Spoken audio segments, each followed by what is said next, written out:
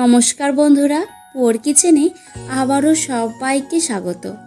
আশা করছি সবাই খুব ভালোই আছেন, আমিও ভালো আছি। আজকে হাজির হয়েছি সজনে ফুলের তরকারি বা চচ্চড়ির রেসিপি নিয়ে। আর এটা কোনো নতুন রান্না নয়, চিরাচরিত একটি রান্না। অনেকে অনেক রকমভাবে করে, কিন্তু আমি যেভাবে করি সেটাই আপনাদের সঙ্গে আজকে শেয়ার করব। তাই ভিডিওটি স্কিপ না করে পুরোটা দেখার অনুরোধ রইল। এখানে আমি সজনে ফুলগুলোকে ভালো করে ধুয়ে বেছে পরিষ্কার করে নিয়েছি। আর এখানে একটা বেগুন এভাবে ছোট ছোট করে কেটে রেখেছি, একটা বড় সাইজের আলুকেও ডুমো করে কেটে নিয়েছি, আর শিমটাকেও একটু ছোট ছোট করে কেটে রেখেছি। এবার কড়াই বসিয়ে কড়ার মধ্যে 1 চামচ সাদা তেল গরম করে নেব, আর তারপরেই বড়িগুলোকে বেশ লাল করে ভেজে তুলে রাখবো। আমার চ্যানেলের এই রান্নাগুলো যদি আপনাদের ভালো লেগে থাকে তাহলে লাইক, কমেন্ট আর শেয়ার করে দেবেন। বড়ি ভেজে নিয়েছি, এবার ওই তেলের মধ্যেই আরও 1 চামচ সর্ষের তেল গরম করে নেব, আর তারপরেই ফোড়নে দেব 1 চামচ 5 ফোড়ন, আর একটা শুকনো লঙ্কাকে এভাবে একটু কেটে কেটে দিয়ে নিয়েছি।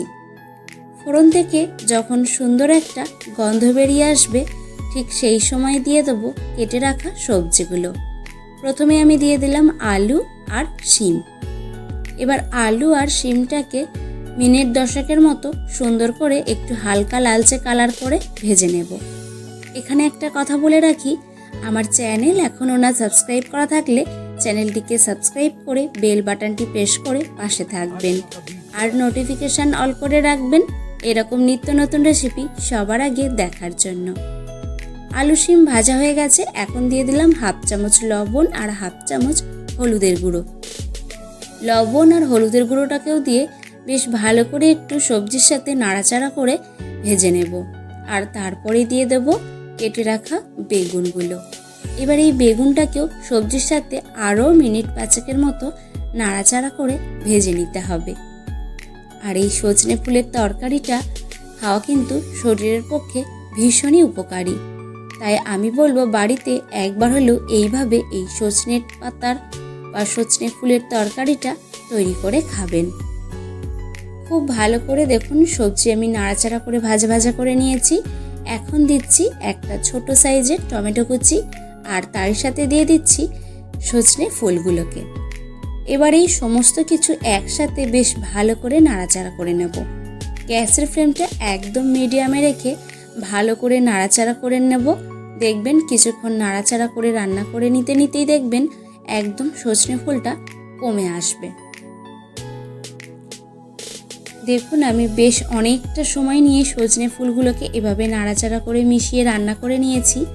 এখন দিয়ে দিলাম স্বাদ মতো লবণ আর ভাজা বড়িগুলো।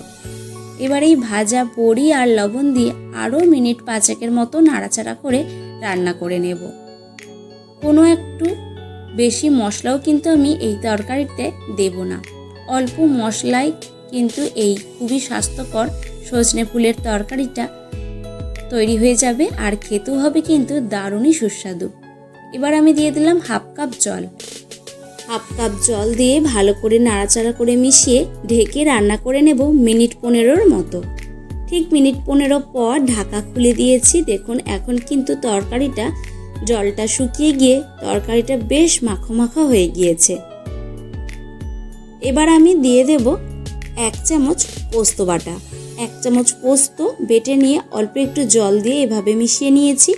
এবার পোস্ত বাটাটাকে দিয়ে আবারও খুব ভালো করে নাড়াচাড়া করে মিশিয়ে নামিয়ে নিলেই কিন্তু এই দারুণ স্বাদের খুবই স্বাস্থ্যকর সজনে ফুলের চচ্চড়ি একদমই রেডি হয়ে গেছে। আশা করছি আজকের এই সজনে ফুলের চচ্চড়িটা আপনাদের একটু হলেও ভালো লেগেছে। যদি ভালো লেগে থাকে লাইক, কমেন্ট, শেয়ার করতে ভুলবেন না কিন্তু। আর যদি খুব বেশি ভালো লেগে থাকে তাহলে আপনাদের আত্মীয় পরিজন বা বন্ধুদেরকে শেয়ার করে দেবেন। আজ এখানেই শেষ করছি, দেখা হচ্ছে অন্য কোনো রেসিপি।